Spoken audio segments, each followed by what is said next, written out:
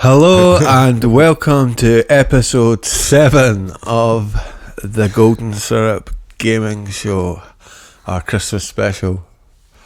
Merry Christmas. With a Cyberpunk theme. We're both dressed in the Cyberpunk outfits. Some of us have put more effort in than others. I put a pair of headphones up my nose. Is that a memory card sellotaped to your head? That's Bok tie for the Game Boy Advance. A transparent cartridge. And I've sellotaped that to my forehead. And of course the glove. 2-fingered glove. just one of them. So, what do you think?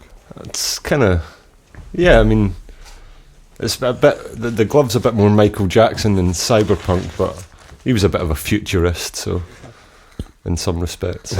I've heard him called a lot of things before. Never that. I can't imagine the earplugs up the nose will be. No, I'm going to take the earplugs out of my nose. Earphones. Joining me this week, as always, is my co-host Keanu Leaves, aka Jimmy Silverball, Cyberpunk 1981. And joining me is Barry Bethel. Barry Bethel? I thought, like, do you remember who Barry Bethel is? It rings a bell. A proper blast for the past. He was the face of the Slim Fast adverts in the early 90s. Ooh.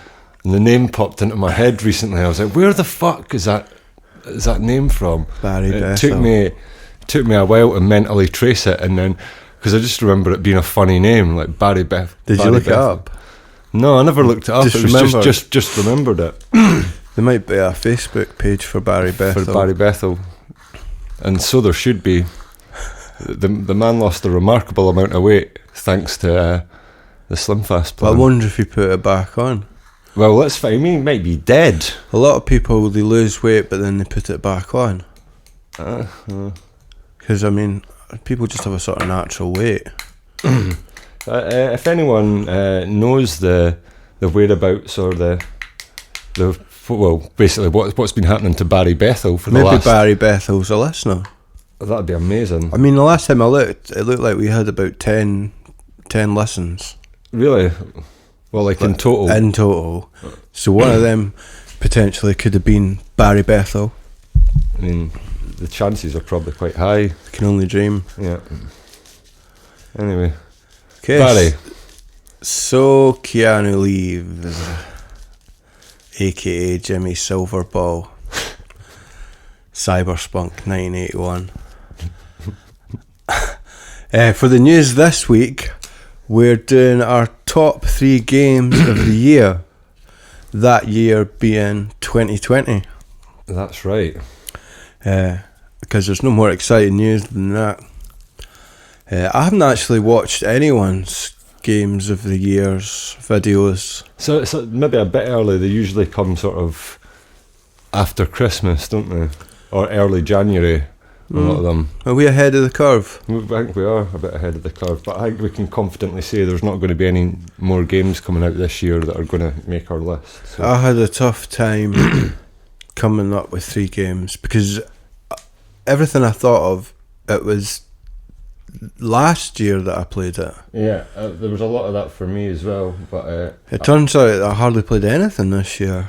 Pretty much, yeah. Looking back. If you're going to talk in the mic. Sorry, looking back, so I've got my Switch to my right of me and the microphone to my left. Well, I'll move the Switch to the left, and then there'll be no more issues. Yeah, so really not that much this year. But what were your top 3? Well, I thought we'd do one each. One each. That makes talk sense. A little bit about yeah, I was struggling, but you go first. Okay, so the first. We'll go 3 to 1. Although I've not really written an order. Right. Okay. So the first game, the thirdest game that I want to talk about was called Superliminal, which I was quite excited for coming out on the Switch. I think it'd been out on other platforms before. but I'd just seen the trailers for it, and it's exactly the kind of game that I love. Sort of first-person puzzly, kind of like Portal-esque kind of stuff. I'm a sucker for that. So yeah, I was excited for it coming out, and I wasn't disappointed, other than the fact that it was over in what seemed like less than 2 hours. But for those 2 hours, I was really enjoying myself. This is the game. Is it not actually made by people who are involved in the making of the Portal? There's every chance that would. I thought that's what I heard.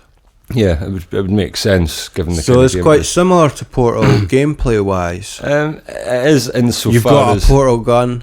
Yeah, no, you don't have any kind of. There's a robot talking here. Yes, there is. There's a kind of voice, an artificial, and I don't know if it's an artificial intelligence, but it's kind of like I suppose the premise that you're given is you're taking part in some kind of dream experiment. Yeah, I was just guessing, going for Portal tropes. And it's more about perspective. So, like the gimmick, if you like, is that when you interact with objects, where you kind of look at them in the environment, you can kind of change their size and dimensions based on their position in the room. So it's kind of hard to describe verbally, but yeah, you can like essentially make it small by making it look like it's far away, kind of thing. Or make it massive, and the kind of the gameplay opportunities that could have been explored. I think it's the kind of game that I hope develops into a series, because I'd like to see more ideas being TV explored. series. Well, maybe, but certainly another game would be nice. So was it quite a cheap game, a budget game? I think I paid about 15 quid for it. £15. But so they could well be working on another one. How long? 2 hours? I think you could maybe stretch it to about 4. Depends how your puzzle solving is. I found that like the puzzles were quite easy, but I really have to take this Game Boy Advance off my cartridge off my head. It's uncomfortable. It's better. Aye, it really depends on like your puzzle solving. Like there was one or two that kind of stumped me for a bit, but for the most part, it's like I didn't find it difficult, but I thoroughly enjoyed it. So that's one of my, and it's one of the few games I actually finished this year as well, because it was short. So that's why it's made my list. It's quite a trippy psychedelic game. Yeah, I haven't played it. Just from what I've seen, I think I watched a review about it. I've seen someone talking high praise. Yeah, it's great. It's really, really good. Just not enough of it. Like that, like that's what I'm saying. Like it just seems like they had a concept and they played with it for a bit, but like I could have imagined a lot more being done within that concept. So it'd be good to see a sequel, like if fleshed out. Maybe actually the length of a proper game would be nice. Can you see how I've draped my 2-fingered glove over the microphone stand? I can see that. Yeah. Quite. What do you think of that? It's classy. Thanks.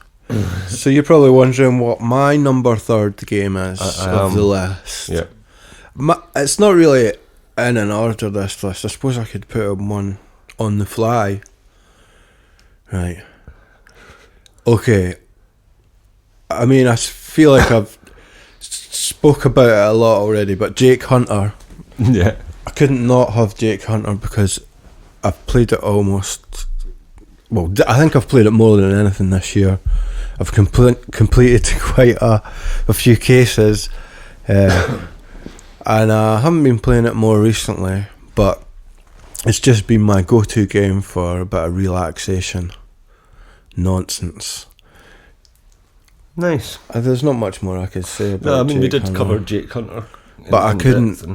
When I try to think of games that I had played this year, as I said, I really struggled. I think I've spent a lot of this year just staring into space. Last year, I completed a lot of games, But we're not talking about last year. But last year I would have had loads of stuff to talk about, but this year, not so much. Yeah, same actually. Again, looking back, yeah. But Jake Hunter, the gameplay is just pressing one button to make the text progress, and that's about all I could handle this year. That's completely understandable, And playing a visual novel on the DS is my happy place. Or just a lot of the DS games, they had an element of the visual novel in them. Cutscenes where you were just reading and it was still character portraits. And for me, that just never gets old. I love it. But anyway, Keanu leaves. What's your number second game? Well, I'm only choosing this one because, again, it was a game that I actually finished. In fact, I think wherever possible, that's my choices have to be games that I actually played to completion. So the next one, although it wasn't a 2020 game, I played it this year. It was What Remains of Edith Finch, What does remain? Well, no, don't. That's exactly. Spoilers. Exactly. No, I was going to say it's well worth playing to find out what remains of Edith. What does remain of her? So for those that don't know, it's I suppose one of these walking simulator story narrative driven games. You mean like a Chinese wok? So it's a cooking game. There's no cooking involved at all. No. Oh no, there's definitely a bit where you chop fish's heads off, but that's not part of cookery. Or do you mean walking as in ambulation? Ambulation. Yeah. Right. Sorry, continue. Yeah, but again, it's a short and sweet number, like over in sort of 4 to 5 hours. What did you say? Ambulation. Ambulation. Maybe you should, or everyone should call it an ambulation simulator instead of a walking simulator, because walking could get confusing. Like I just confused with the art of Chinese cookery using a wok. Walking. Aye. Sorry. Continue. Yeah. Yeah. So it's an ambulation. Ambulation simulator. Right. Like I say, it's a very sort of poignant story-driven game. I'm not going to go into what it's about or anything, but I do recommend that if you've not played it somehow, then it's definitely worth a look. And that's another £15 game. I think it was actually on sale. It was about £7 at the time, but I've forgotten what the first game was already, but is that 2 independent games you've said? Right, yeah. What was the first game again? Superliminal was the first. Yeah. So 2 independent games. Says a lot about the current landscape of gaming, doesn't it? Yeah, that's or your bank account. Because £50 for a game is a lot of money to shell out. It is. Whereas £7.50 is a much easier proposition. And a lot of the kind of first-party AAA releases this year, whilst say they are good releases, they just haven't really been for me this year. What tickled your fancy? No, exactly. So what we had, like things like Animal Crossing and Paper Mario, and I can't even remember what else this year, but. Yeah, well, Paper Mario, I put that down to mention as a game that I hadn't played, because perhaps if I had played it, it would have been one of my games of the year, but I haven't played it. And that's partly due to financial reasons, because I didn't have enough money, but partly because I haven't finished playing the previous game on the Wii U, which I still have and intend to finish, because I was enjoying it. But I've asked for Origami King, the Paper Mario game, for my Christmas. Oh. So, who knows? But other games that I didn't play, which I would have liked to have played that might have been on my game of the year, include Half-Life Alyx. Well, yeah. In VR. That would have been something else, but yeah, bit out of my price range, unfortunately, for a PC capable of running it and the VR kit. Can you play it on Quest? No. So you need a badass PC. Yeah. Hopefully they bring it to PS5. Don't know. It's like a Valve flagship title. I can't see them making the effort to port it. They brought Half-Life to everything. Yeah, but it's a different landscape. Before they had a hardware. But do they have a hardware? They don't need a hardware. They've got Steam. They've got a Steam. But I mean, they did have their own VR where they partnered with... Who was it? HTC Vive, was it? But is that not... That stopped? Did that stop? I've no idea. I've not really been keeping abreast of VR news. I think I heard that had ended, that partnership. But they had Steam Box. Yeah, which didn't really... Does that still exist? No, that never really started. Had the controllers with the dials on them. I've seen them. They're selling for silly money. Like I'd seen it on Amazon or something. Do they have that same thing on their controllers for their VR, which doesn't exist? But maybe they partnered with somebody else, or maybe they make their own. So if you're listening to this, Valve, drop us an email. Yeah, and let us know what's happening. Please do. What's the guy's name? Gabe Newell. Gabe Newell. If you're listening, Gabe, get in touch and just give us a little update. Give us a heads up, yeah. We'd not heard anything. Yeah. And there was one other game, Last of Us 2. Yeah. That was another game I didn't play that could potentially have been a game of the year. But I don't know. I've managed to avoid spoilers. That's remarkable because for the whole year. I've been trying to spoil it for you for most of the year. I also haven't played it. And there's a number of reasons for that. Pretty much, I wasn't sold on it from when I first saw it, really, because when they first showed gameplay, it just looked... The problem is that since the first Last of Us came out... The first Last of Us, Last of Us Part 1. The first of us. Pretty much every third-person action game has copied it to some extent. So when the first trailer for Last of Us 2 came out, the gameplay trailer, and it just looked like exactly the same gameplay from like every Assassin's Creed game, do you know what I mean? Like, it looked exactly the same as the first. It looks exactly the same as except for they've been working on it for years, and then they're like, "Oh, we're going to unveil it," and it looked exactly the same. It looked exactly the same, and if anything, it just did like. Other companies had kind of evolved on the gameplay formula that The Last of Us had set up. And it wasn't just that, it was the whole aesthetic. It was just so grey and drab and miserable and bleak looking and fucking just oppressive. Post-apocalypse. Yeah, but like remember The Last of Us was full of colour. Like I remember... The First of Us. It was such a colourful, beautiful, vibrant game, and like you were so... Like, even though it was like this horrible world and that, there was just so much like life and do you know what I mean? Vibrancy about it. Like, and the story was just amazing. From the reviews you've watched, does the new one lack that? Well, like I say, unlike you, I fully went into all the spoiler because I'd already decided that I probably wasn't going to play it. I decided to watch every single spoilerific review. You're not playing it at all?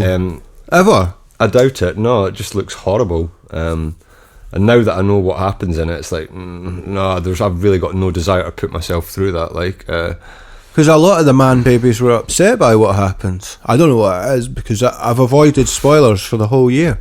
When did it come out? It came out in like, was it not May or June or something? I think I did watch one spoiler thing and it spoiled a bit of it, but my memory's that bad I forgot it.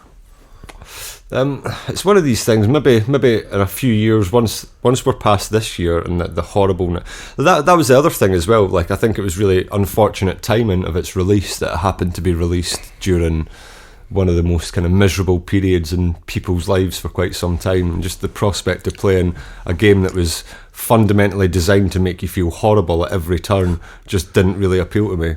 And that is what the game is doing. It's like if you want to feel fucking horrible for 25 hours, then play The Last of Us 2.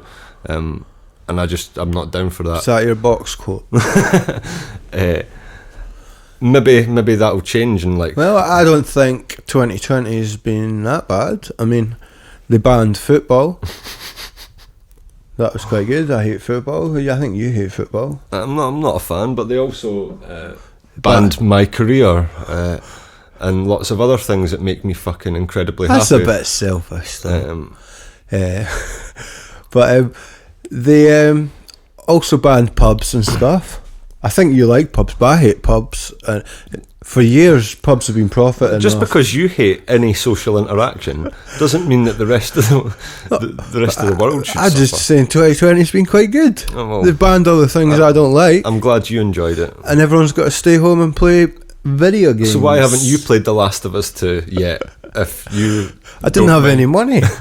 But you've bought hundreds of games since The Last of Us 2 came out. You've had every opportunity to buy it and you haven't. Why is that? Because it's never been on a deep enough sale. I'm pretty I've sure been waiting for probably get it for quite cheap now. I've been waiting for a deep sale. Like I picked up Resident Evil 3 on a deep sale, and I picked up the excellent game Prey on a deep sale. I just waited for a deep sale, and then I picked them up on the deep sale. Yeah, because money. But every time I've looked, The Last of Us was still too rich for my tastes. Right. It's just one game of the year, so I mean, it might stay. How many survival horror games have you played? I mean, you're a big survival horror Exactly. fan. I mean, this is at least must be a competent survival horror game. I think maybe the survival horror aspects kind of pale in the background compared to all the other elements that have taken centre stage. You've not played the game. Maybe they do in the reviews where man babies are complaining. But if you were to play the actual game, all that stuff's probably inconsequential. So like I say, it's all about shipping zombies. Having watched every single piece of media about this game, like literally every single fucking one, have you watched? I can make an informed opinion. Is there an Angry Joe review of this game? Yeah, there was definitely. Did you watch that? Absolutely. More for you. He was livid. Yeah, he was really not happy. I wouldn't watch Angry Joe if he was on fire. But like I say, I took in a good cross section of opinion on it because I found it fascinating. Like I really did. Did Wood do a review of it? Do you know what? I honestly don't know. He probably didn't because it's not on the Switch. But it was in the algorithm, and Wood loves the algorithm. Exactly. I mean, everyone had a hot take, and I watched them all. And I don't know, like how much of it swayed my well, it's obviously swayed your opinion. Like I say, I'd already decided that I wasn't really down for playing it before, well before it had come out, and then I wasn't fancying it, but then I watched a Digital Foundry video about it, and he was talking about the snow or something, and I thought, yes, it's quite good snow. Aye, but I mean, there being good snow in Naughty Dog games has been something that's been the case since Uncharted 2. Remember the snow in Uncharted 2? Christmas. Maybe I should I might get that. I'm going to see how much. I won't do it now, but after the podcast, I'm going to see how much The Last of Us 2 is, and I'm going to buy it and play it on Christmas. It's a Christmassy game because it's got snow in it. It's got snow in it. I'm going to play it and love it, just to spite you.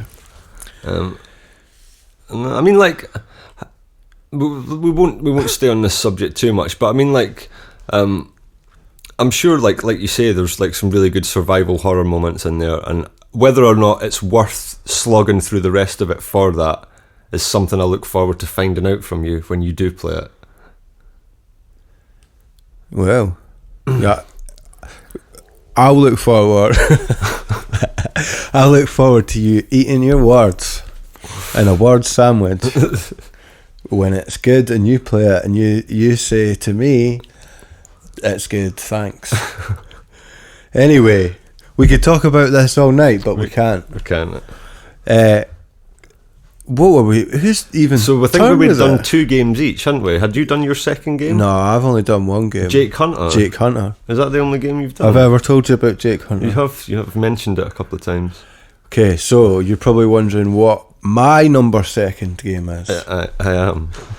Ask me then. What's your second choice in this? Well, it's funny you should ask me that. I'm going to have to say Resident Evil 1. Right. Because when I looked at my Switch and thought about it, turns out that I actually played quite a lot of that this year. Prior to moving house halfway through the year, I was playing it on the big projector. Nice. And it with the sub, and those zombie sounds were coming. They reminded me of back in the day. Remember, Frankie had the sub in his room at Andrews, and he had. I remember playing a motorbike game quite a lot on his gaming PC. But he also had Resident Evil 2 demo, maybe. Did he? And you'd play it, and the sub would be like, ooh. It does ring a bell. You do the zombie noise. I can't. I'm Just chilling. Nothing. Thanks. Anyway, so I've been trying to complete Resident Evil 1 for quite some time. It's not an easy game. I'm not good at it. I mean, a lot of people just run past them with all the zombies and they know where they're going, but I have a really bad sense of direction, and in this game that is a nightmare. Like, I'm constantly looking at the map, and I've been playing it for, it says, I can't remember, I should have brought my Switch through, but I've been playing it for 8 hours and hours, 40 hours or something, and I still don't know where I'm going. Like, I'm starting to get a bit of an idea, but if you've got a bad sense of direction, then this is a confusing game. The thing is that it's one of those games that you can't really take a break from and then go back to, because you just not know. Like, like everything has to kind of be fresh. Yeah. I mean, that's what I tried to do, because I tried to play it again on Halloween, and I was hoping to finish it, because I'm 3/4 of the way through, I think. Actually, I don't know if you are. Like, when you were showing me where you were, I'm like, not even 3/4 of the way through. I think you were about. I've actually been playing it on the DS as well, because there's a great DS version. Deadly Silence. So, contrary to you, I've finished Resident Evil 1 on the PC, Here we go, which I played. Mr. Big 3DFX version. Sorry, what one was that? I wasn't listening. On the PC, I played the original one first on PC. Right.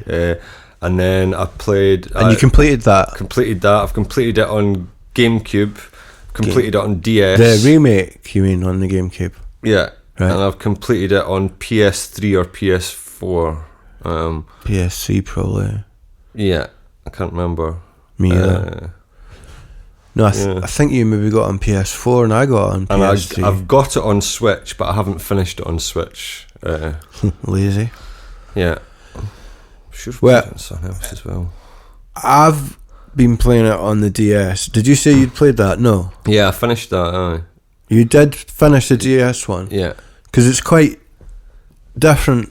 Well, it's quite similar, but it's quite different as well on the DS. It's the same game. Did you play the one with the touchscreen elements? Yeah, the touchscreen. So any time it might cut to first-person knife attack mode. Yeah. And you've got to slash the screen. Yeah. Dogs jump in your face. That's great. And it adds a bit of... I mean, that's just classic DS action. But also at the time, like, when that came out, to have Resident Evil on a portable, you know, like, people are hyped for stuff like that on the Switch. That back then, like, I think it was kind of taken for granted how cool that was to have. It looks great because it's on such a small screen. So it's the PS1 graphics, which look atrocious on a big screen, but on the DS it's much more acceptable. There's various other puzzles where you use a touch screen as well. There's one where you've got to spin a record around. Remember that? I mean, I can't really remember any specific puzzles. There's a vinyl record and you've got to spin it around at the right speed to make the song play, and then it opens up a bit. Right. It's a shame that they didn't do something similar with the other two PS1 Resident Evil games. Yeah. Someone should do that, because people are still making Spectrum games and stuff. Yeah. So someone, i.e. you, should make a DS port of Resident Evil 2 with touchscreen elements. Well, you could do that. It's totally out with my realms of expertise, but I mean, I'll give it a crack. And you learn to do the packets. Took to that like a duck to water. Exactly. Number one driver. In fact, we're not. We could announce it now. 2022. Resident Evil 2 DS. Deadly. So we've got to come up with a DS, a subtitle that's DS, but it's not Deadly Science. It's a new one. Doubtful scenario. Let's see what you've done there. Anyway, so my number 2 is actually a joint number 2. Resident Evil and Mario Kart Home Circuit. You can't have... Right. Okay, fine. I make the rules, so I can't have that. Yeah, we've talked a lot about Mario Kart. I didn't want to talk about it more, but when I looked at my Switch, it looked like I'd played that for a lot longer than I thought I had. Maybe it's just been sitting switched on. Which is quite annoying, because I've had my one for a number of weeks now, and other than the day that I got it, I've not played it since. I'm looking forward to playing it on Christmas, but I just haven't had the inclination. Are you going to meet up with some kids to play it on Christmas? I am. Well, my nephew and niece will be present, and I figured. I think they'll get a shot. It's a shame too, because I know that nobody from my family will be listening to this, but I know that he's getting a Switch for his birthday, which is a number of days after Christmas. So you need to go back again, though. Like, had I known about this, I would have. You should, in the spirit of Christmas, you should give him your Mario Kart Home Circuit. The thought had crossed my mind, but then now you've said that you're going to do it on the podcast, so you can't really go back on it. I'm not doing that. It's just a small child. How old's the child? He's going to be 6. That's one of the most generous things I've ever heard. Jimmy, what's your name? Oh, I know. Keanu Reeves. But Keanu Reeves, is he the one that's famous for being nice, or is that Johnny Depp? No, it is. Keanu Reeves is famously nice. Because I seen you'd said something about it. Because I says, why does everyone like Keanu Reeves so much? Because he's had a famously tragic life, and he's ridiculously nice, apparently. And I thought, well, I didn't know that. But then I saw a meme, and I thought, is that why everyone said this? Because of a meme? And it was like, it says something like, I can't even remember, but I just said, I should have researched this before I talked about it. It says, oh, Johnny Reeves is what's his name? Keanu Reeves is so nice. Anyway, forget it. What were we talking about? Fuck. Mario Kart Home Circuit. Mario Kart Home Circuit. Yeah. You're gifting your Mario Kart Home Circuit to your 6-year-old nephew. No, but I might get him one of his own for his birthday. That is beyond kind. I don't know. I just need to find one. £100. I think that. Did you not say they're 150? Well, that's the thing. When I got it, it was £100. But what an uncle! It's went up to £140 seemingly. So who knows? Price can fluctuate on the old Amazon. It can. Right. So that leaves us. Drum roll, please. Don't really do it. Drum roll, please. It's Johnny Silverball's number first game of 2020. It has to be Hyrule Warriors: Age of Calamity. I recently finished it. You can't talk about that now. You've got to talk about that and what have you been playing. Right, okay. Well, but it can be your first. I'd looked at it the other day, and it turns out I've been playing it for 40 hours, which is mental. Because it didn't feel like that at all. And I was like, I actually each to their own. Enjoyed at least 90% of Don't of tell me now. We're talking about it later in the section of the show called "What Have You Been Playing." Right. Okay. It's fine, you can have it as your number one game. That's your choice. Okay, right, that's it. So I'll flesh out my reasons for why Don't it's my use number. that word.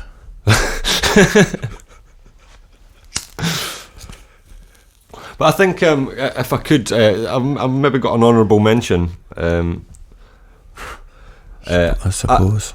Actually, I might change my mind. I'm changing my mind, right? In a controversial decision, my number one game of the year. Wait. I'll do it. No, just go. Right. Just based on how much initial joy it brought, and then the subsequent gaming influence, it has to be Billards on 51 Worldwide Games. Nice. That is my number one. Because as a result of that, I've bought...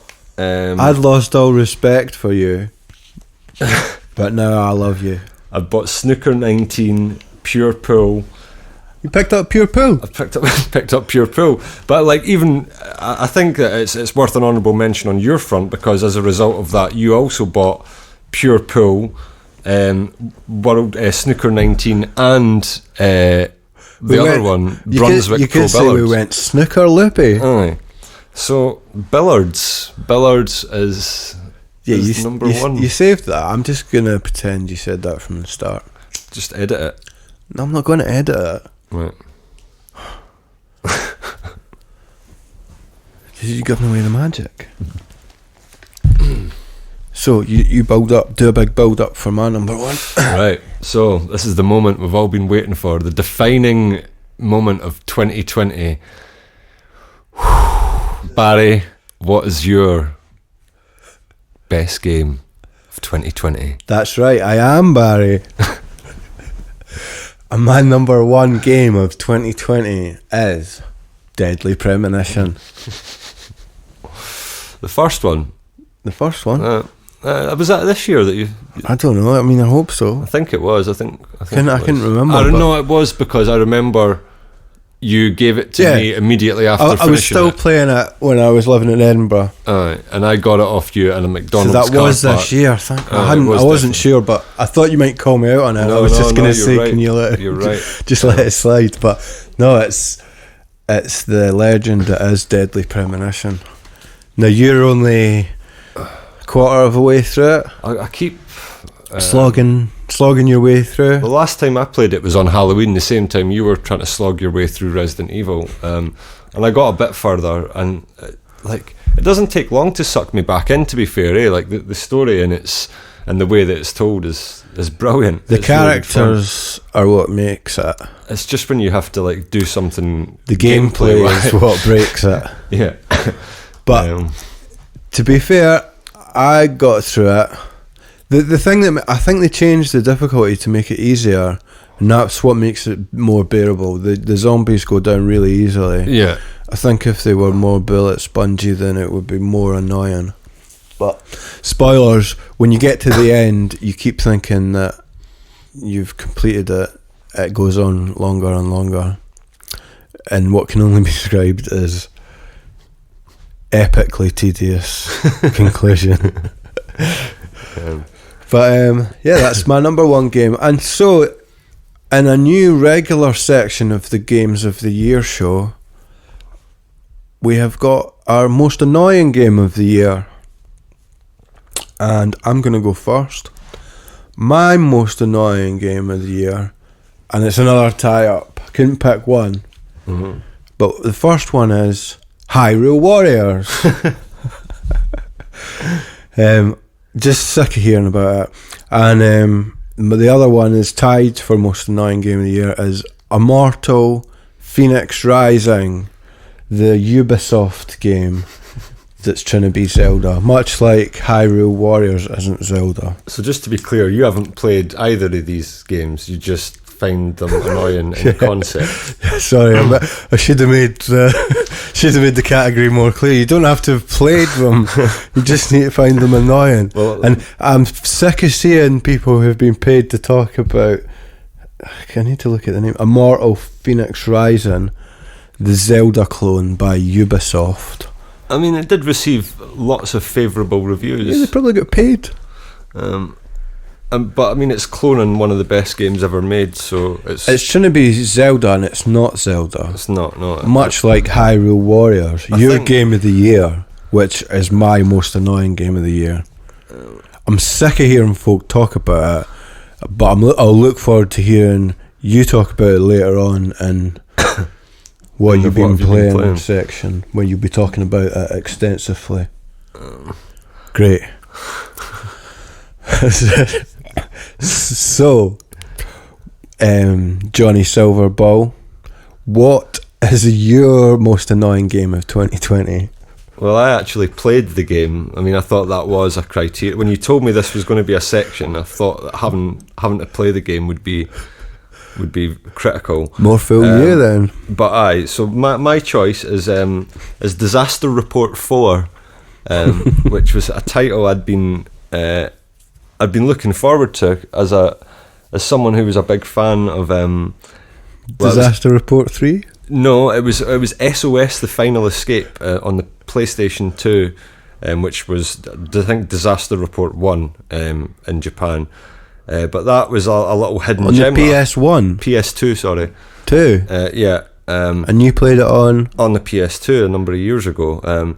It was like a little hidden gem. I got it for like literally £2.99 from Game. It wasn't second hand. This was a new game. I remember thinking, adjusted for inflation though, that's £30. I mean, these days, aye. But it was like a survival horror game, but the environment was your kind of enemy, and was the ghost. Yeah, like it's. And there was the environment's the monster. The environment's a monster, and there was just a lot of really ambitious set piece moments and stuff in a game that seemed like it was really punching above its weight, and I fucking loved it. And then I didn't realise there'd been sequels. I don't think any of the other sequels had been released in this country. And then I'd seen Disaster Report 4 was coming out on Switch and PS4, and I was super excited. And I got it the day it came out. I got it physically. You physically got it? I physically got it. I pre-ordered it. The version that I got actually has got German box art, so I don't even know if it got a proper UK physical release. But anyway, getting into it, it starts off and it's got some set piecey stuff and it's great, and then the longer you play it, it just becomes more and more tedious, and the gameplay is just really annoying. Like you've got to basically, like, it's just about finding the right person to talk to advance the next section of the game, and it's just who is it? Who is it? Who's the right person to talk to? Well, that's exactly it. You don't know. You've just got to wander about until you find said person. There's no map or like indicator. No map on the map that tells you where to go. I suppose that's realism, because if you were in a disaster, you wouldn't have a map. But a lot of the appeal that you'd be lucky if you had the use of your legs. But I know, like, it just wasn't. The gameplay was really janky. It wasn't fun, and I found myself. Janky is a bit of an American word. Do you want to translate that for our British listeners? Janky. It's inelegant.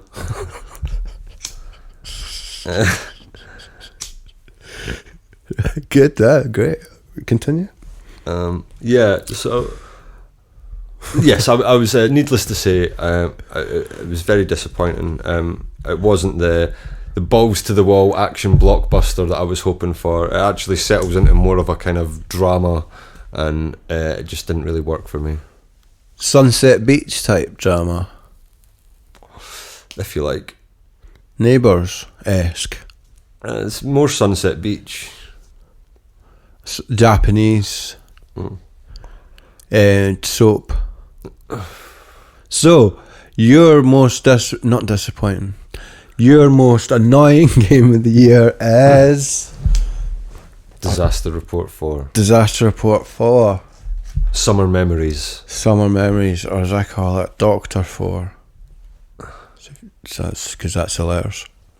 On to the next bit of news, because that's the end of our top 3 games, but there is other news. Right. Don't worry.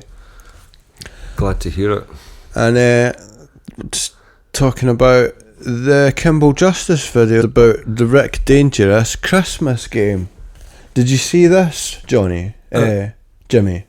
I did see it, but I must have had it on in the background because I can't really remember anything about it. Too busy playing your Switch? Potentially. Playing Hyrule Warriors. Mm-hmm.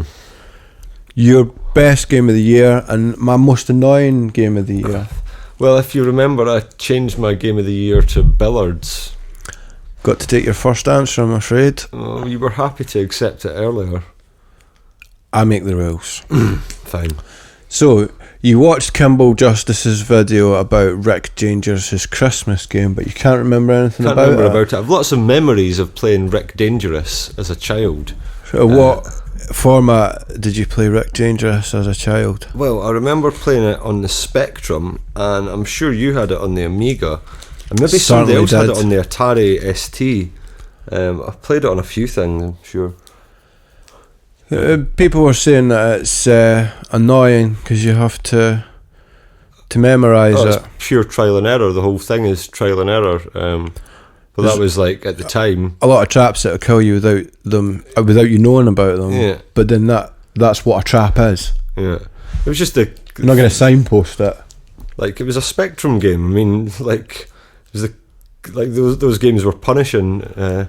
I just find it a bit hypocritical because the Americans, they all like their Nintendo games that are memory-based, memorisation-based. But when it comes to a British game that's memorisation-based, that's a flaw.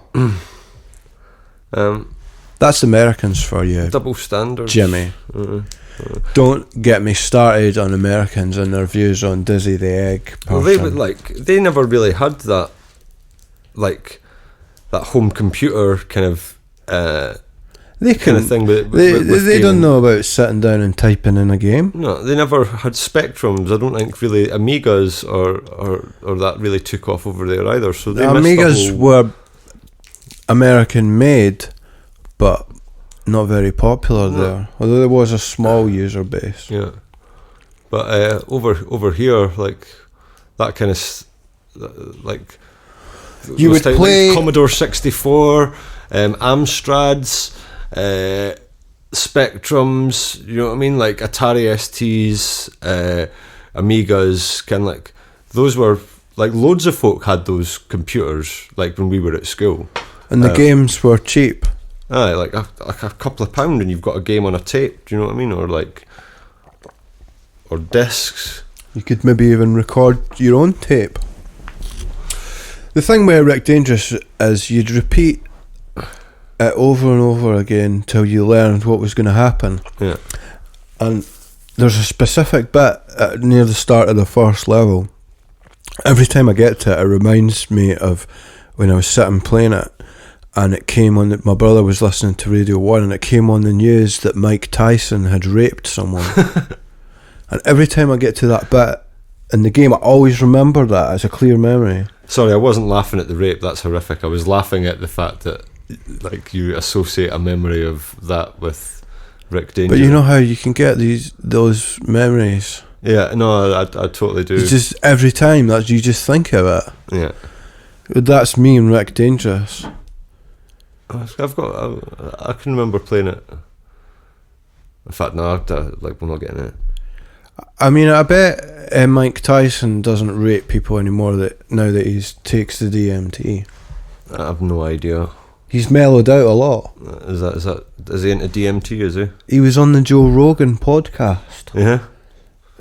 Everyone's watched it, and that's why everyone wants to take DMT, because Joe Rogan and Mike Tyson, two masculine men, said it's fine. So there you go. Yeah. DMT, fine by me. Well, yeah. So the Rick Dangerous Christmas game.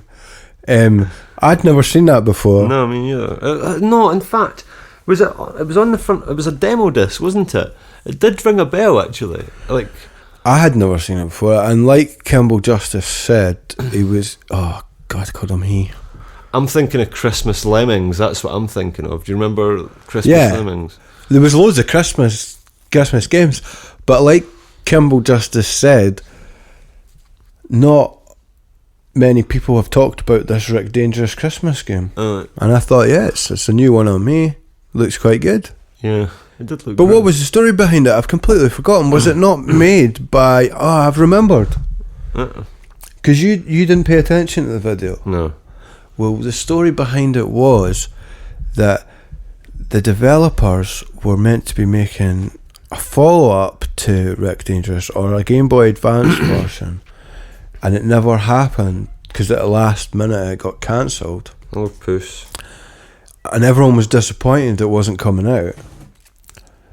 And then they released this Christmas version of Rick Dangerous as a sort of consolation for the fans. That's right, yeah. And I remember the stuff about the Game Boy Advance port, which never happened. That kind of it's all coming back to me now. Yeah. All I'd written down was Kimball Rick Dangerous Christmas. Maybe I should write more thorough notes. Yeah. But I don't... Bullet points. Don't expect that's going to happen anytime soon. So the next bit of news was an Evil Dead game was announced at the Game Awards. Was there? Yeah. I never saw that. Well, looked like it might be quite good. Survival horror? I don't know. I don't know if that was made clear. I don't know if it was gameplay. It was more of a teaser. Right.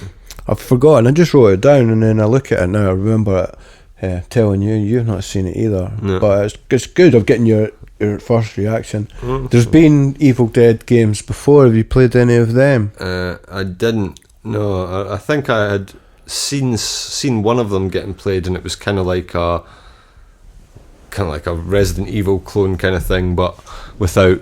I can't really remember. It did seem kind of Resident Evil-y, but without the kind of tank controls. I could be wrong about that. That'll be interesting to hear more about this.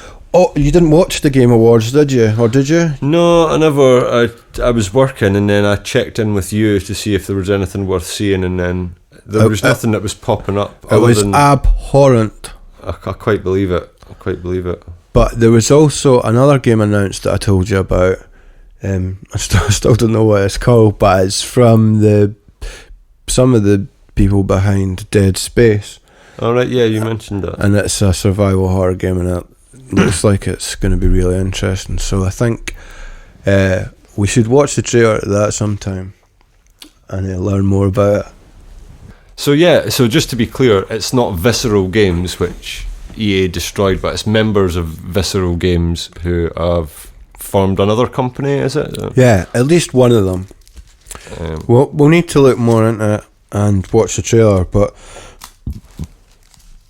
that is exciting. I am tentatively excited. Yeah. Is that the word? It is. Good. So the Game Awards with Jeff Keighley was just a total cringe fest. It's just all about advertising. Of course. And although it was packed with world exclusives, none of them were particularly interesting to me, apart from that, the ones I just said. Yeah. But I mean, they might both be not worth looking out for either. But look, like I say, I'm tentatively excited. Moving on, I also watched a video from Switch Up, right? And this video was called All Patched Up, right? And this is a video series where they go back to have a look, take a fresh look at games that they reviewed previously that have now received patches. And I thought, that's a good idea for a video series. Yeah. Because a lot of games, they get reviewed and then they get patches and they're completely different games to what they were when they were reviewed. But the reviews don't reflect that. No, and that's I mean, we might get into this in this episode or a future one, but it's a problem, I think, that's indicative of the last generation of gaming, releasing unfinished games and then fixing them months or years down the line. Well, you say it's a problem. I think it's good that they can fix the games. I remember when games were, you bought them and they were finished when you bought them, and then you could play them and it would all work fine. But if they did have a bug or a glitch, then it was there forever because they were unable to patch them. But that was less likely to happen because the safety net of post-release patching wasn't there. I feel like it's only in this generation where people have become aware of frame rates and resolution. That's fair. Whereas previously, people were just happy to have a game and see a a picture on the television screen move. It was just a bewitching experience. Yeah. Whereas now, people want everything to be at 4K, 120 hertz. And it's because like the differences between PC and consoles have kind of blurred, and the differences between console generations have kind of blurred as well. You know, it's like it seems more incremental.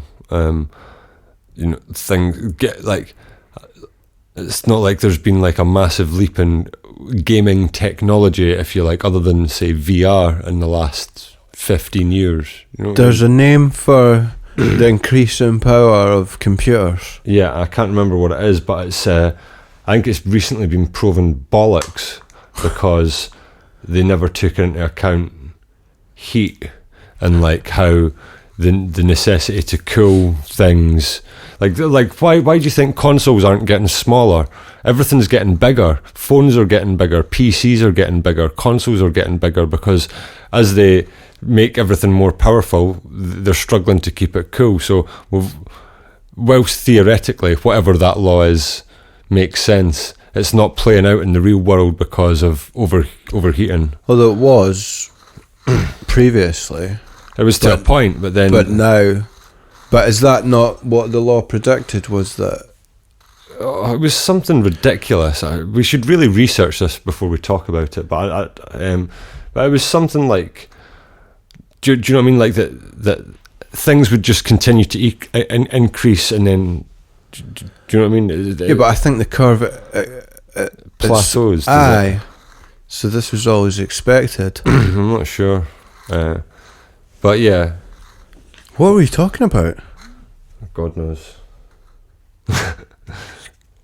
God, completely lost. Oh yeah, All Patched Up. Yeah. The new video series from Switch Up, where they take a fresh look at video games that they looked at before that ran like shit. Now they've been fixed, and they look at them again. Any notable examples that they covered? Probably, but I can't remember. I just think it is interesting because there is games you're interested in when they come out, but because of the performance, you don't get them. Yeah. And it's kind of hard to find out what they're running like now. Because they're reviewed at launch. So it almost makes you think, why do they bother patching them? They kind of, what they do quite often is they'll revisit games like that when they're covering like things that are on sale. You know what I mean? They'll maybe mention that it was a bit buggy at launch but has been patched since then. But to have a dedicated section is no bad thing. I agree. Yeah, it's a good idea. It seemed like it was a sponsored video and it was just an excuse for that, but I thought, well, fair play. Yeah. They're just a generally good channel. The boys at Switch Up. Switch Up. Switch Up. So, I'm going to go for a piss. Have fun. Oh, I'll just stop. That takes us on to one of my favourite sections of the show. What have you been playing? What have you been playing mostly this week, Jimmy?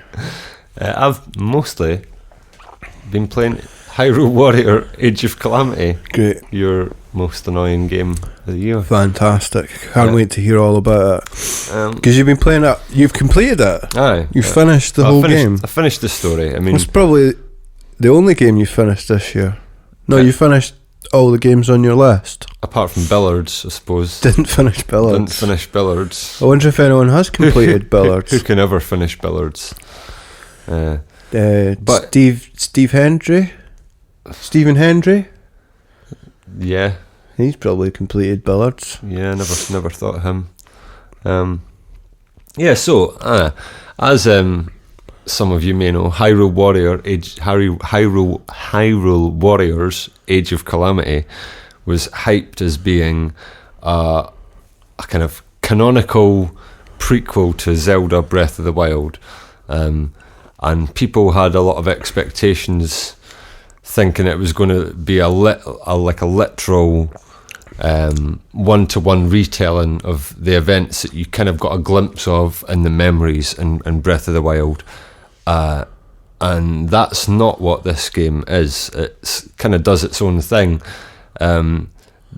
Like, it's not really a spoiler to say, but there's time travel involved. The opening movie of the game involves this little guardian thing, this little cute guardian. R2D2 wannabe. Yeah, that travels back in time and interferes with the events 100 years ago to basically make the game, like, I completely understand why they did what they did, because in the Zelda Breath of the Wild memories, they lose all the battles and everyone dies and it's all horrible. Can you imagine a game where that's what happens? Is that rubbish? Spoilers for Breath of the Wild? Yeah. So you don't spoil the shit game, but you're spoiling the masterpiece game.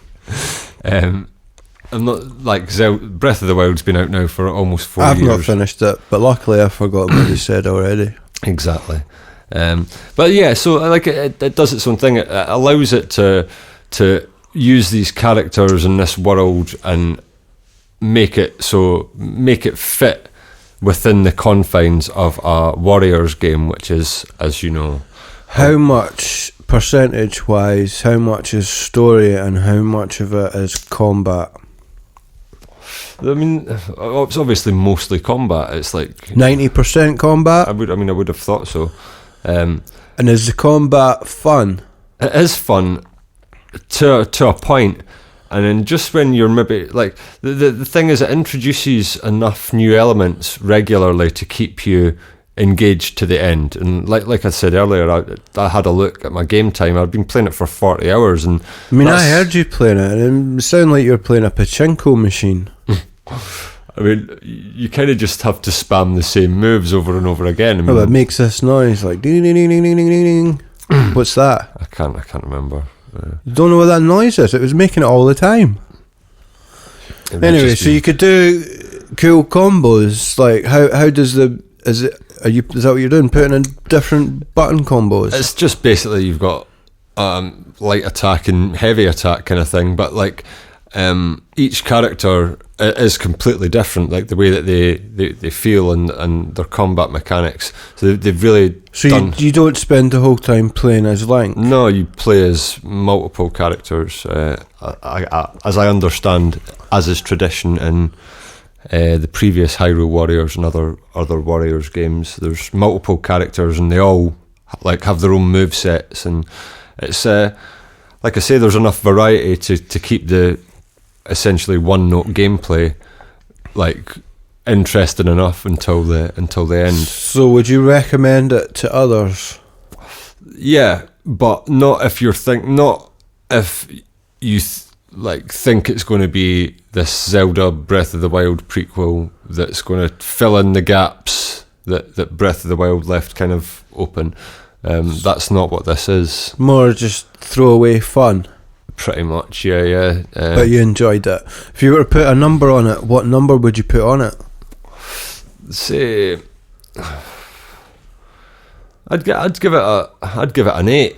Like it held my interest enough till I finished it, and I think that 8 out of 100. 8. All right. Are we doing out of 10 or 100? If it's 180. 80 out of 10. Yeah, it does have shortcomings, but I think for the first kind of proper Warriors game that I've played from start to finish, does it make you want to go back and play the previous Hyrule Warriors game? No. I didn't like it that much. No, no. Okay, well, we could talk about Hyrule Warriors all night, but we can't. Let's talk about what I've been playing, because it's the big news, it's the hot topic, it's the game that's on everyone's lips.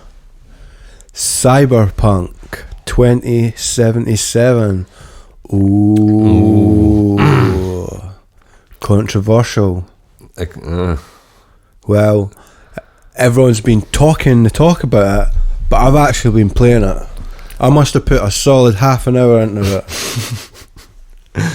And I've done the tutorial. I spoke to a guy. I spoke to a few guys. Yeah. Yeah. Game of the year. Well, it might be a bit early to say that, but so far, I'll just tell you my experience. I watched Young Ye's review. He played it on PS5.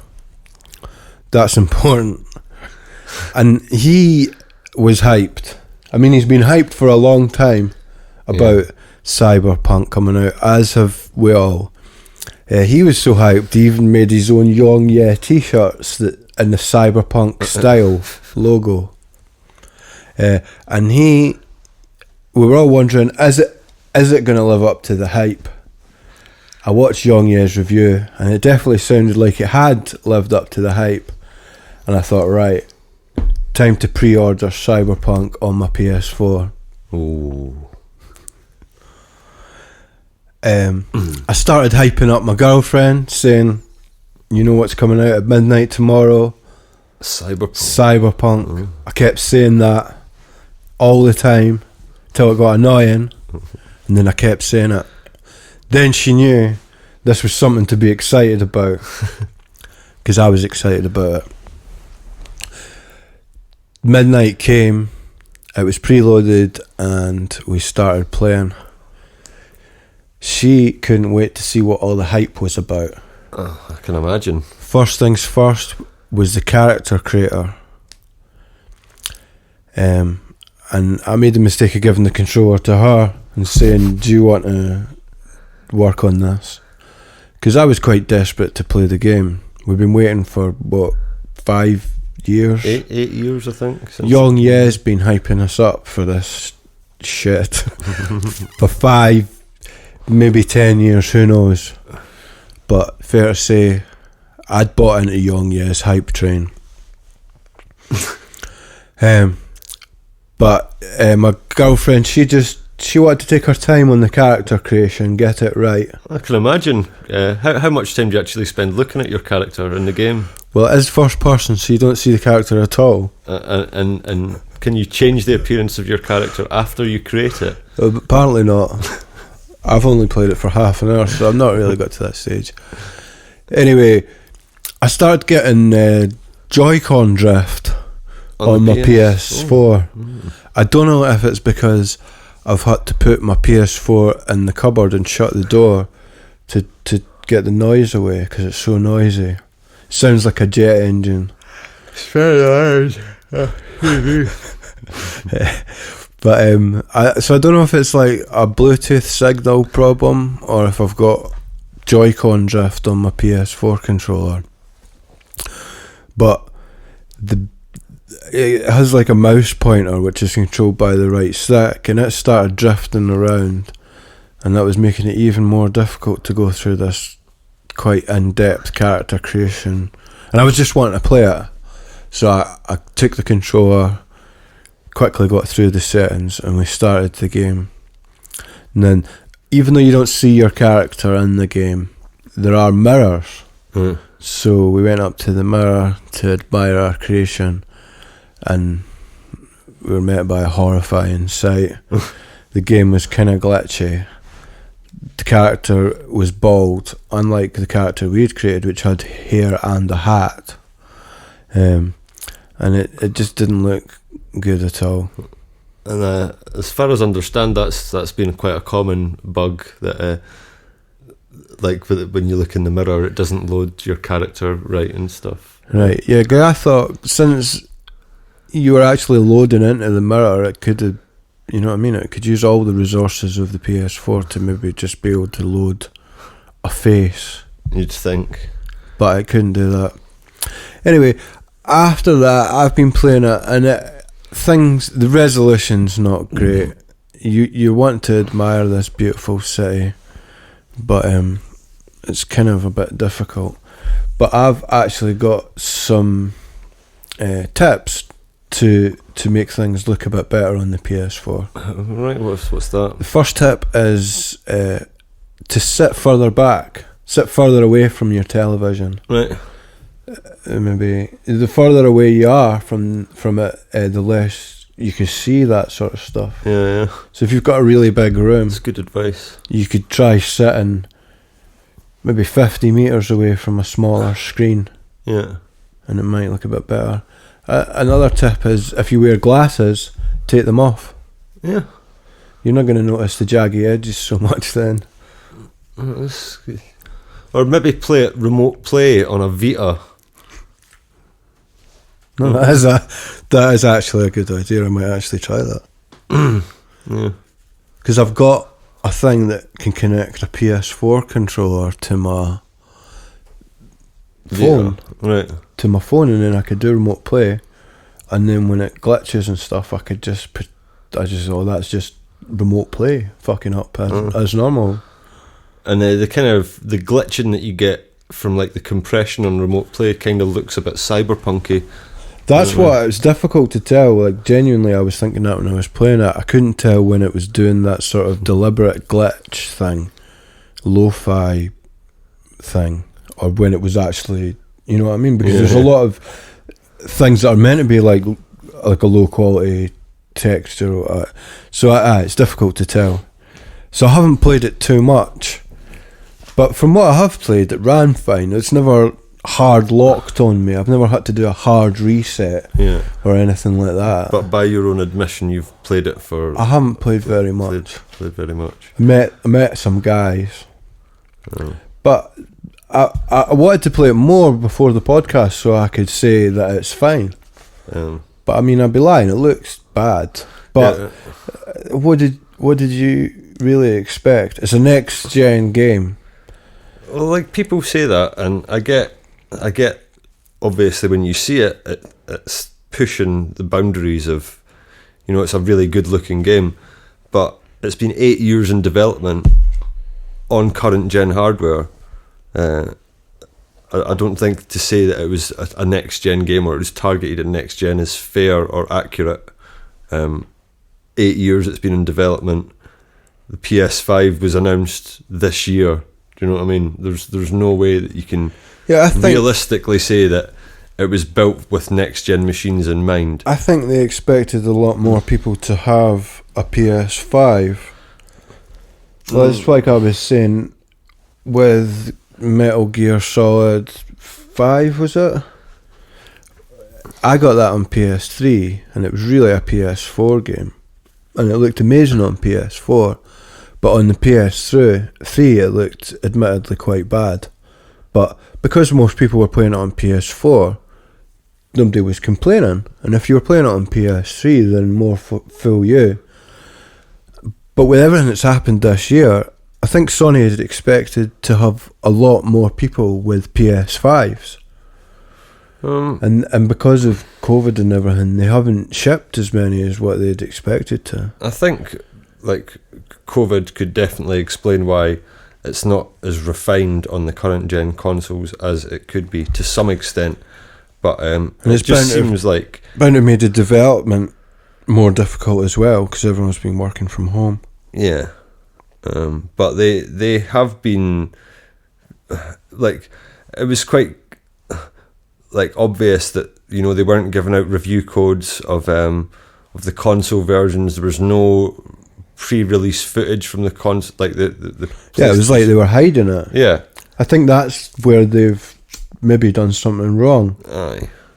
I mean, it's not really they couldn't delay it again because it had been delayed so much. I think they could have released it on PC first and then released the console versions later. I think that would have been sufficient, like, because the PC version, for the most part, is reviewed pretty well. I think people would have accepted a staggered release over a outright delay, like. So I think they could have released the PC version and said, you know, console version just needs a bit more work. It'll be out in the new year. and most people. I feel like if they had done that, then there probably would have been a huge backlash. Aye, there would have been, but do you think it would have been as big as the backlash that they're facing now for releasing? It's hard to say. A buggy, unfinished game. Yeah, it's hard to say because people were going crazy when they just delayed it again. The funniest thing to come out of all of this is that apparently the Stadia version is the best version to get. Yeah. I suppose it's probably streaming a fairly good PC build of it. So it's hilarious, really, if you think about it. Yong Ye, who's been chilling for CD Projekt Red all year, has taken off his Cyberpunk themed Yong Ye t-shirt because he's so ashamed, and he's trying to be critical of them, but he seems like he's going to cry. Yeah. And Yong Ye's fans, they all hate the Stadia as well, don't they? Well, I mean, but now it seems like that's the best version of the game. It still wouldn't be enough to encourage me to subscribe to Stadia and then buy the game on Stadia. It is funny though. It is funny, but I think it's, you know, we can't write off the game just yet. There's plenty of time for it to. Yeah, to be I'm redeemed. sure the game's going to be. I mean, it's always going to be a compromise on PS4. Yeah. Last gen hardware. So that's what I was thinking. It's almost a waste of time to work on trying to fix it, because by the time they fixed it up, everyone's going to have a PS5 or an Xbox Series X. But also, it is worth noting that they've managed to port The Witcher 3 onto the Switch, which is considered one of the most impressive ports that's been done. You know what I mean? They can. But I would say was handled by an external. I would say that the way that the PS4 version of Cyberpunk runs right now is akin to the what is considered to be an amazing port of The Witcher on the Switch. Well, I mean, I don't think The Witcher on the Switch has the degree of bugs and performance maybe issues. Not bug-wise, but it looks... in terms of the visuals being scaled back, I mean, yeah, definitely you can see, But say they fixed the PS4 version to be a bit better by next Christmas, half the user base is going to have a PS5. Yeah. I'm not saying they shouldn't do it, but the thing is, everyone's going personally, I feel like I'm not really that bothered about fixing the PS4 one. I feel like to get the most out of the game and to really enjoy it, you want to play it on next gen.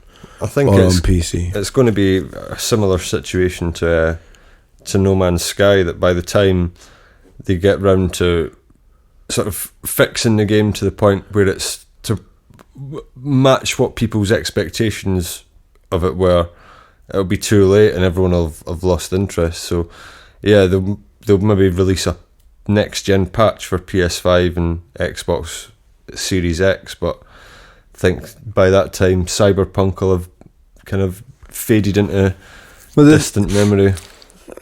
I don't know, a year's time. I mean, people have been playing Grand Theft Auto for a long time. 5. Yeah, Grand Theft Auto 5 released completely functional. I don't remember having to. Yeah, that's the thing. There was so much hype behind this game. You always wonder how can it live up to it. But Rockstar have done it with numerous Grand Theft Autos, and Nintendo have done it with numerous Zeldas and Mario games, where there's been a huge amount of hype behind them, and it has lived up to it.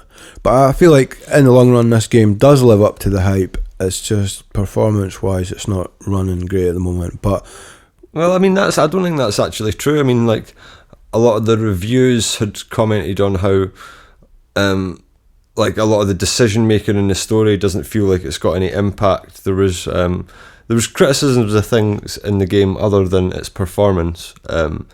Some of it was utter nonsense, I'll grant you, but some of it was fair enough. And it was also there was a number of things, again similar to No Man's Sky, that the developers had said pre-release it would be in the game, features that aren't there. Bad AI for police and stuff like that, and police just spawning in to me it's kind of nitpicking. It's such an ambitious game. I don't think it is nitpicking. I don't think it is. I think there's a fine line between having like, you know what I mean, certain like standards and expectations of what like a game like this should be, and then I think the next gen version, if it was just that, then there wouldn't be a controversy. There'd maybe be these gripes that you're talking about, but I don't think they're really big problems with the game. There's always the problem of like expectation. Do you know what I mean? And because it's been in development for so long and it's been hyped so much that maybe it would never have met the expectations that people had placed on it, you know? People were expecting it to be like the literal next generation of open world RPGs, you know, like the best game ever. Yeah. Apparently when The Witcher 3 launched, it was a buggy mess as well, but just no one really cared. I quite believe it. It wasn't such a big deal. Yeah. And that's gone on to become one of the most acclaimed games of recent years. I played The Witcher 3 this year actually for the first time. I got it on the Switch, and I thought the narrative was like the story and the characters in it were great, but I found the gameplay quite annoying actually. For the most part, I can't remember. I got so far into it and then just, didn't feel compelled to continue. I think I had to fight something, and that would have been enough for me to lose interest. But well, I was looking at the comments section on Young Ye's video, which is always an amusing thing to do, and it's one of the videos about the Cyberpunk, and this guy says, the saddest thing about betrayal is that it never comes from enemies. It comes from those you trust the most. What do you think about that as regards this situation? It's a bit melodramatic, isn't it? It's a bit what was it fucking Sunset Beach.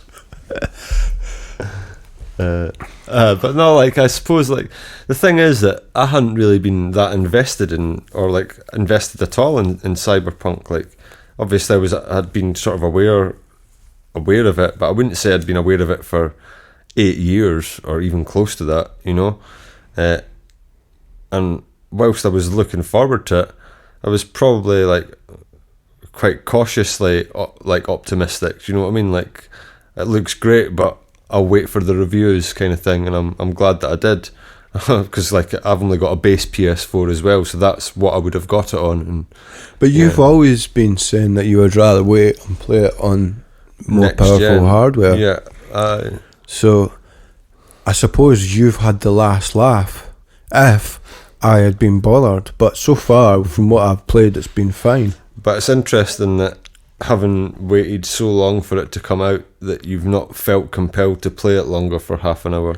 No, I've been playing Beneath a Steel Sky because I recently got a tablet. That's right. And I got Scum VM, because anytime you get any sort of new hardware, you have to install Scum VM and get all the LucasArts games on it, and then not play them. But get them working. Yeah. But I have been playing Beneath a Steel Sky. Nice. Have you ever played Beneath a Steel Sky? Only briefly. It's one of the few LucasArts adventures that I never actually. Come now, Jimmy. Oh, but it's not actually a LucasArts game. It's not, is it? But while I was playing it, I was just thinking, this is so similar to a LucasArts game. Everything from the humour to the way it looks and the way it plays. It is as good as a LucasArts game.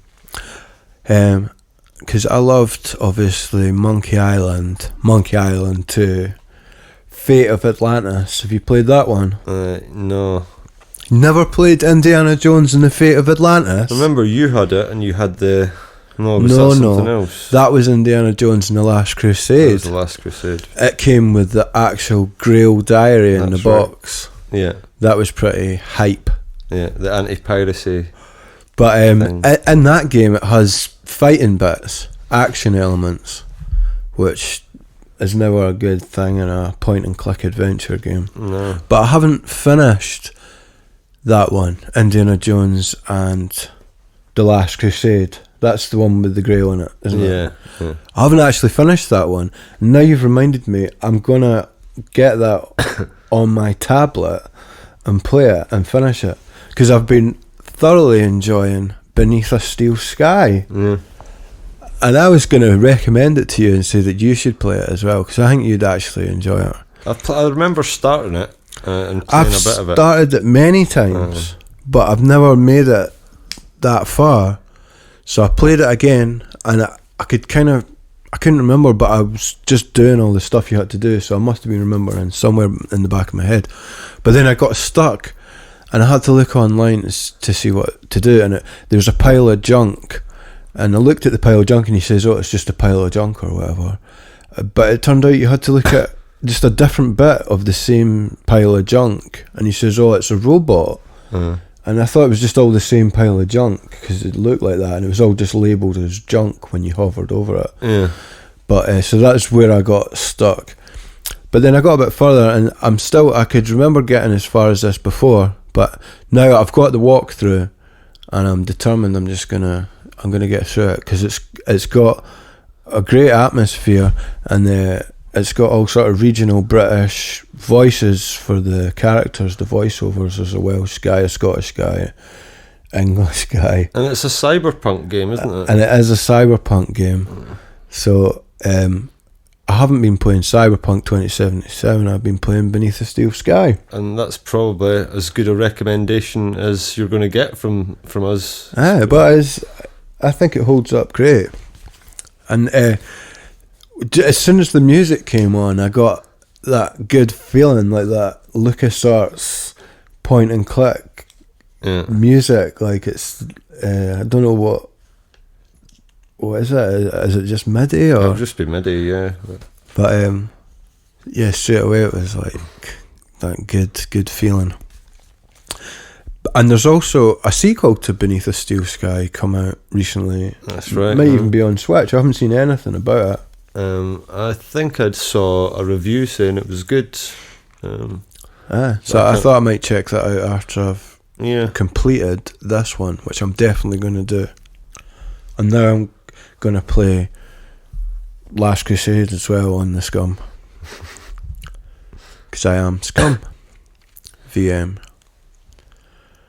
Okay, so that's the end of the What You've Been Playing section. Pretty exciting this week, wasn't it? It was. Aye. Need to calm down now. Our next section is the recommended small channel of the week. Yay. And you know what this is because I sent it to you in advance so that you could experience it, absorb it, and have an opinion on it. And I do, and I actually binged quite a lot. Well, I subscribed, and then I ended up watching at least 4 or 5 of his videos. Good, because he could do with the views, and he is Retrobreak. Is it Retrobreak TV or? It's just Retrobreak. It's Retrobreak. Yeah. This is simple as that. Yeah. Retrobreak. And I've been watching them. In fact, here's how I found him. It was the same time that I found Pixel Pursuit, previously known as Rob's Retro Reviews. Because I was searching for Super Monkey Ball reviews. The one that everyone says is shit. Banana Blitz. It's not the adventure, it's worse than that. It's not even like a Monkey Ball game, it's an adventure. So I was searching for reviews on that because I'd never seen much about it, and that was when I found Pixel Pursuit and Retrobreak, 2 absolute bangers. Yeah, I have been, like I say, watching quite a few of his videos, and I think it was like mostly DS stuff that he was covering, but it was a lot of DS stuff that I hadn't really heard of. I mean, the guy's got a fucking problem, like a gaming, a gaming problem. An addiction. Aye. One of the videos I was watching, he was like, "Oh, this year I've bought I've only bought 274 games compared to last year's 300 and it's like, fucking hell, mate. Andy had a trip to Japan and bought loads of games over. It's like, pre-COVID. How are you affording this, man? The thing is, he's easily impressed because I've watched quite a few videos where he's been playing homebrew Game Boy and Game Boy Color games. I had seen that, yeah. And they look absolutely rubbish. They're the most basic games you've ever seen. It's just the novelty of them. I mean, they're even bad for Game Boy games. Yeah. But he's so excited about them. Like, infectious excitement. And I suppose that's why he's got so many games. If he liked that, then he's going to love basically any game. Yeah. And he's got that collector's bug. Oh, definitely. There's no doubt about it. Definitely. But he's such a lovely guy. It was funny. He was showing you himself 10 years ago, and that's another thing. It's like he's been doing this for 10 years, basically his whole life. And he's got. Can we talk about how many subscribers he's got yet? Yeah, go for it. So I noticed it's like 8,000 subscribers, 8.2 subscribers. It's like, wow, man. But when he's showing you him 10 years ago, he looked totally different. Like I would never have recognised him being the same. Well, I seen that, and I went back and watched some of his earlier videos. But yeah, it's mental to see someone growing up on YouTube, and he's been making videos that whole time. But and they're great videos, but he still has relatively small amount of subscribers. Yeah. But again, it's because he's doing niche games, and it's only cool people like yourself and me that are into that. Yeah. And the mainstream public are watching PewDiePie playing Among Us, or Wood playing nothing because he doesn't like games. He doesn't even like games. Yeah, well, this Retrobreak guy, he played a couple of DS games that you never see anyone talking about. One's called Time Hollow, and the other one is like a hospital game, but it's not the one you're thinking of. Dementium, the war. No. I know the one you mean. It's not Trauma Center. It's like, I keep thinking Twin Peaks, like, but it's not Twin Peaks. It's more of a visual novel game and I love Trauma Center, but it always gets really hard, and I get stuck, and I can't get any further because the operation parts are like really difficult and frustrating. Whereas in this other game, Twin Peaks, we'll just call it Twin Peaks. Twin Hospital. I played that for ages. I've never seen anyone mention it, and Retrobreak, he loves it as well. And he also loves Time Hollow, which is an underappreciated DS classic as well. And so when I heard he liked those games, I thought he should be our recommended small channel of the week. And I'd say out of all the recommendations so far, him and Pixel Pursuit are my favourite. So it's that day you stumbled across pure gold. Sometimes it happens. Yeah. Okay, and the next section of the show is a deep dive into DJ Slopes. We're looking forward to this. No, it doesn't really talk. Well, that's my attempt. Let's hear yours. Hello, and no, I can't. It's a bit more like a gangster. I'm making him far too aggressive. Welcome to Slopes Games Room. My name is DJ Slopes. Let's talk about some kick scammers. How was that? Was that better? Yeah, that was better. Thanks. So, DJ Slopes, are you subscribed? Of course. How long have you been subscribed to DJ Slopes? I can't remember specifically when I subscribed to him. I'd imagine it's been a few years. Potentially the only DJ who doesn't DJ, he reviews games.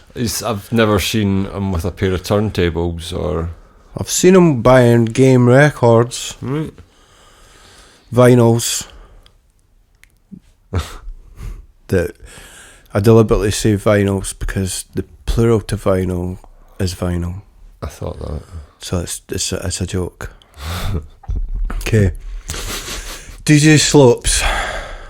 He sent me a message on Twitter saying, "Do you like games?" what kind of games do you like? Did he? When he was first starting out, Huh? because he must have been just messaging everyone to grow his. Because he came out of nowhere, like a mouse in the toilet. He grew his channel from nothing.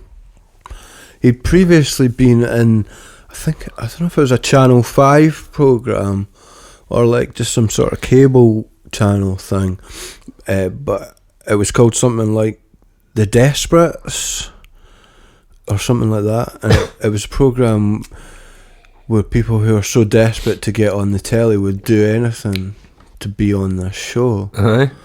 Yeah. Oh, I remember that. I'm sure I remember that. Because I only know it because of DJ Slopes, but I looked back to see sort of the DJ Slopes origin story. Is it Young Something and Desperate, or was it just the Desperates? I don't know. I really don't so know. Familiar. But he says, do you like games? What kind of games do you like? And I says, I like all types of games. And he didn't get back after that. What a dick. But he said, I've got Kimball Justice on my video menu. And I was like, what? I says, I love Kimball Justice. I'll definitely be subscribing. And so I've been subscribed to DJ Slopes for a while. And he got that through one-to-one interaction. Yeah. You got that subscription.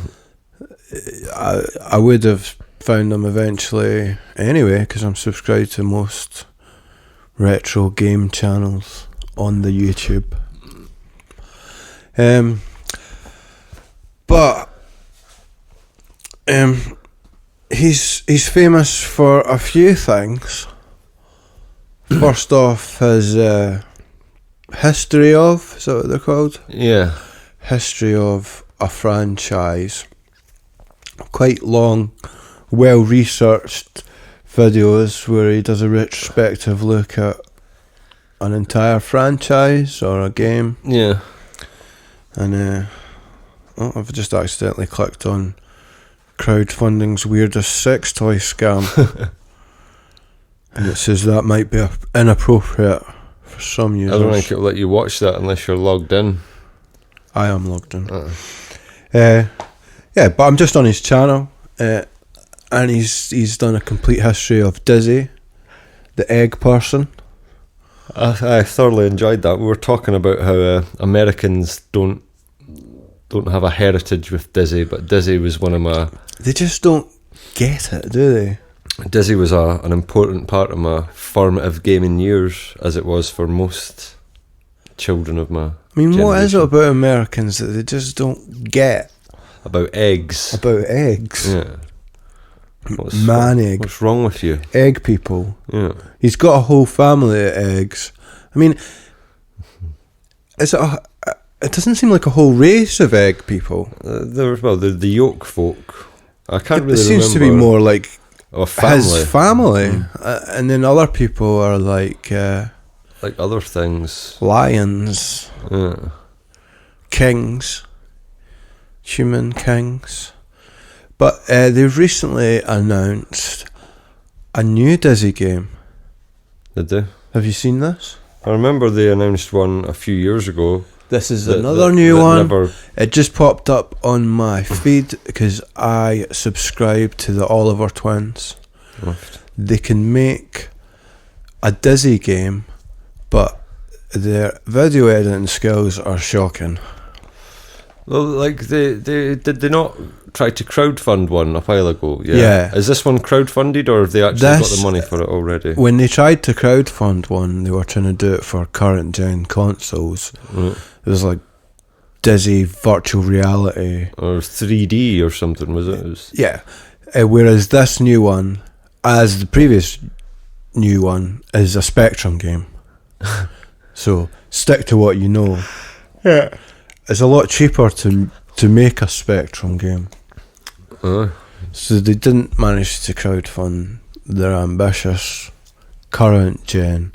If that campaign had been successful, then the new Dizzy game could have been like Cyberpunk. It could have been that big. pushing the limits of the hardware. Get a PS5 system seller. I mean, like, imagine seeing Dizzy in 3D with ray tracing. Like, imagine the definition on the surface of his eggy. An egg with a face that's so realistically human you can hardly tell it apart from real life. I mean, that's what we've been dreaming of since the inception of Dizzy back in the 80s. We're maybe shooting a bit far with that, but how about just a Cyberpunk Dizzy game? Cyberpunk Dizzy. He has like a Universal Soldier type thing on his eye. Yeah. And he's more hard boiled, if you like. You could scramble the frequencies. I think some more egg things. There's so much potential there. No, this new game is a mashup of Dizzy and The Wizard of Oz. The Dizzard of Oz, if you like. I think they didn't call it that, which is a missed opportunity. Yeah. But it's got all the things you love about Spectrum games. The colours bleed into each other. Clash together. No, it actually looks alright. No, something to check it out. Like I say, stick to what you know. Yeah. I mean, I'll never play it. My friend has a Spectrum Next, so he might get it. I imagine it's quite cheap, but I'll never play it either. No. But if they make a Cyberpunk Dizzy game, I can think it's safe to say that we'll all be on board for that. Exactly. Right, we're maybe talking about DJ Slopes. Yeah. I'm. What's your favourite thing about DJ Slopes? I quite like his Kick Scammers series. Really? I hate that. I quite like to me that's Sunday afternoon viewing. Man, that's like, like stuff to put on when you're pottering about. Do you know what I mean? Like, I just think it's easy. Like, they think everything's a scam. You know what I mean? It's like just because somebody has a bad idea doesn't make it a scam. I mean, sometimes it's a scam. Some people on a Sunday or like, do you know what I mean? Like, they watch Top Gear repeats on Dave, or they'll watch. Do you know what I mean? Like Bargain Hunt or something like that. I don't know, because I don't watch TV. I'll take your word for it. But for me, a nice long form Kick Scammers video is just like the perfect thing to place in the middle of a Sunday afternoon. Just the whole the man baby crowd, and they all watch DJ Slopes Kick Scam. They're like, oh, it's a scam. And anyone tries to do anything and bring it, like any independent person tries to do anything, and they're all like, it's a scam, scammers. Like, people make, like, they're going to make a console or whatever, and they're all like, scammers, it's a scam. And then it's not a scam, it's just like a bit bad. Or like insane people. Yeah. Like a lot, I'd say 90% of DJ Slopes scammers are just insane people who've managed to set up a crowdfunding. Yeah, anyone can do it. Yeah. I mean, if it's like a sort of big company who are tricking loads of people out of money, and they've managed to get loads of money, then that's to me, that's a scam, and that deserves to be exposed. But if somebody who's a bit mad puts up a mad idea and nobody backs it, then what's the harm in that, really? I watched that one that you'd clicked on accidentally about the sex toy one. That one was funny. Like, just as well, it's like, if you think of it like kind of like a shit Dragon's Den, do you know what I mean? Like, of like some of the worst ideas that people pitch. It can be. I just feel like DJ Slopes, he's morphing into more and more of a caricature of himself.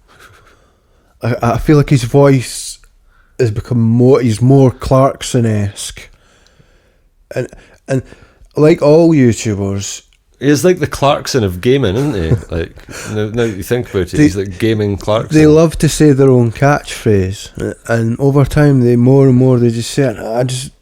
I hate just hearing the same thing. Like, why do they always have to have these catchphrases, and why do they have to read out every one of the names of their Patreon people at the end? It's like you don't go to the cinema and the guy reads out the credits. Yeah. I mean, or go watch the telly and they read out the names of the people. No. Like, who wants to listen to somebody read out? Even if my name was in the list of 100 names that Kimball Justice is reading out, I wouldn't listen to it. No, and it literally takes up like the last 5 minutes of the runtime of the video. It's horrible. Yeah. Who likes that? Literally no one, apart from maybe the 100 people whose names. No, I think like if it was me and it was my Patreons, and I thought, wow, all these people took the time to donate £1 to me, I'd be quite excited about that. Yeah. And maybe I'd want to tell everyone about it. But every time on every video, it kept playing to that point on the video when my girlfriend was here, and she says, "Are they actually reading out all those names?" And I says, "Aye." Does it every time. Yeah, they're all at it. Sometimes some folk just read out a few choice names, and I wonder that's fine. What is it about those folk? No, they pay more. They must do. Aye, but some of them they read out anyone's name if you even look at them. But does DJ Slopes do that? I have no idea. I can't think. I can't remember. I mean, we're meant to be talking. I always switch off by the time it gets to that point. I don't like you say. Nobody wants to. Ain't nobody got time. I could be anywhere, and I'll run to the device to skip that. Yeah. It drives me insane. Yeah. I'm not even paying attention to the video, but then when they start reading out names, you were like, "What's going on? And what? No." But I'd say I would like. I'm also equally fond of these long form, like the one about Dizzy was great. So I like most of his output, to be fair. Personally, I'd rather see him just do video game stuff, but fair play to him for branching out with these kick scammers in inverted commas. Most of it is gaming related. Anyway. But to be honest, I don't watch any of his stuff anymore because I just can't bear it when his voice, like I previously mentioned, he's saying his catchphrases. But I just he is a prolific content producer, and I've watched hundreds of hours of his stuff. So maybe I've just had a bit much. Just had your fill. You can't hold that against him. He does seem like a lovely guy, and like I say, he's kind of got his own thing going on. Like we're covering like not just gaming, but things like his kick scammers and that. Yeah, and he does his best to represent the British game. Exactly. And that side of stuff. Yeah.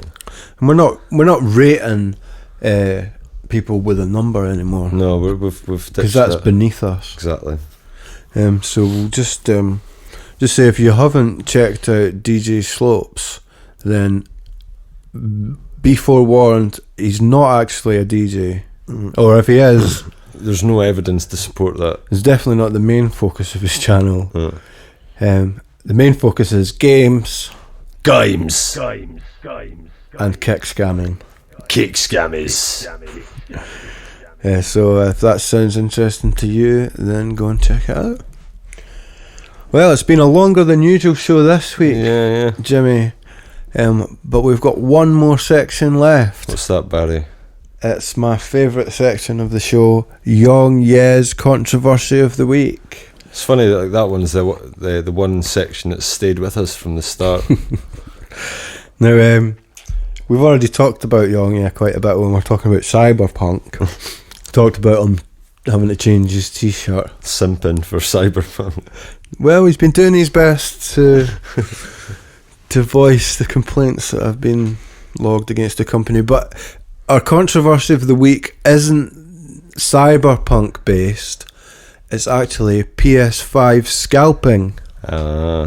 Which this happened before the Cyberpunk controversy hit.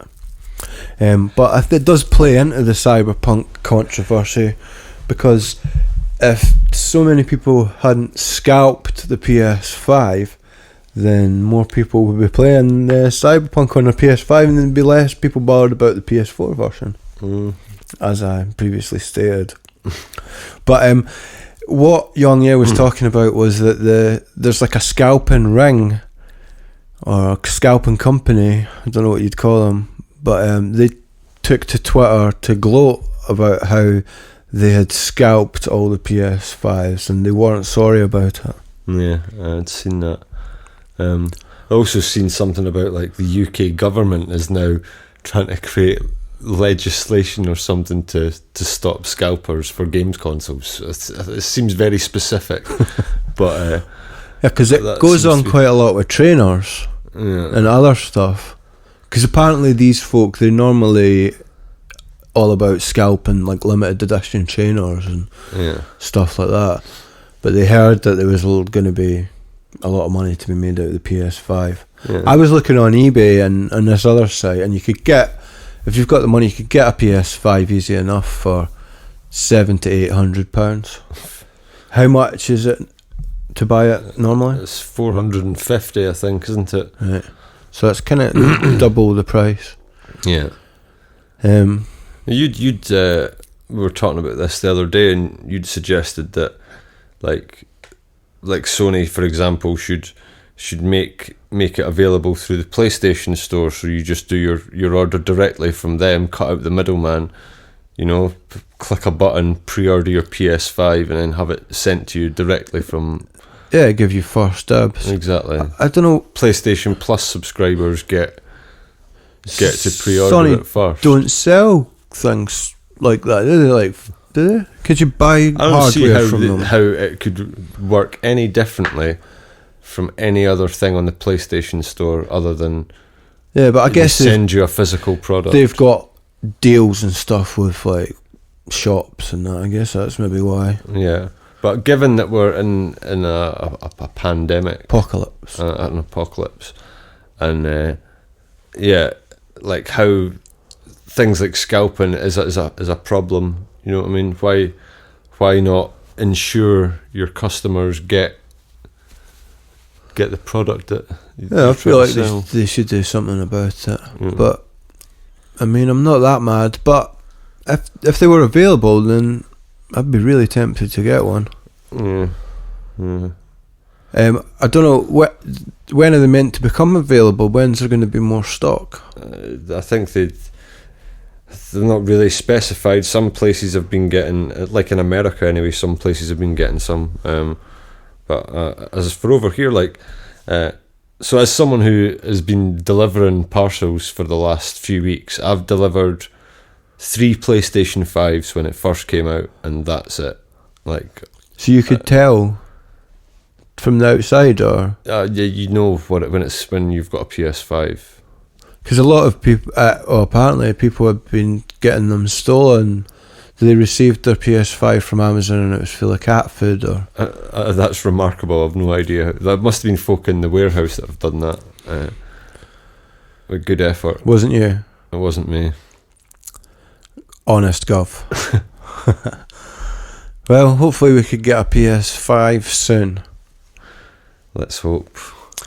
Well, that brings us to the end of our Christmas Cyberpunk special of the Golden Syrup Gaming Show, and it only leaves for me to say have a very Merry Christmas to all of our listener. That's right. And a Merry New Year. Happy birthday. Happy everyone. And if it's your birthday this week, happy birthday, like a Dick Ross. Jesus. Jesus.